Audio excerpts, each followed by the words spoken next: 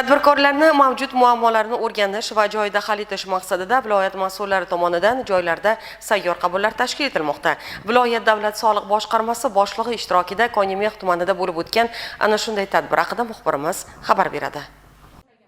Kichik biznes va xususiy tadbirkorlik iqtisodiyotni rivojlantirish, aholi bandligi va daromadlarini oshirishda muhim omildir.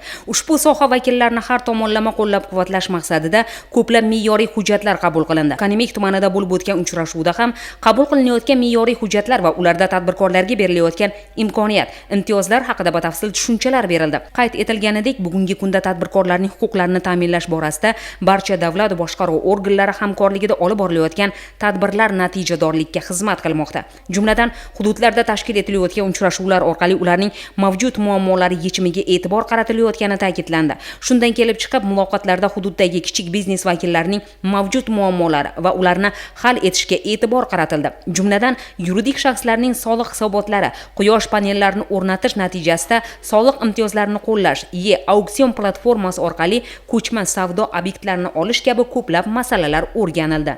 Korxonamizga qo'ygan quyosh paneli 20 kilovat quyosh paneli o'rnatganmiz. Ana shu bo'yicha soliq, yer soliq, soliqdan imtiyozlar bor uchun murojaat qildim. Amalga oshirib beramiz deb imtiyozlar qo'llashga minnatdorchilik bildiraman shu viloyat soliq boshqarmasiga.